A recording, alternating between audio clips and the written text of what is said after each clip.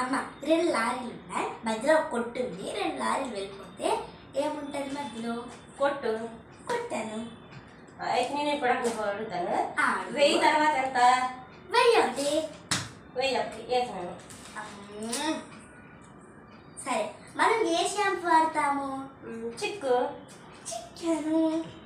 నాకు కూర్చొని అడుగుతాను, నువ్వు సమాధానం చెప్పు. 10 మందిని సున్నా పెడితే ఎంత? పంది. పంది గాడిద అంటావేంటి? చదువుకుంటారు కాదే. 10 మందిని సున్నా పెడితే 100. నాకు తెలుసమ్మా, నువ్వు అది చెప్తే ఇది అంటావు, ఇది చెప్తా అది అంటావు అని నాకు తెలుసు. సరే, నేను ఒకటి నీకు అడుగుతాను, చెప్తావా? చెప్తాను.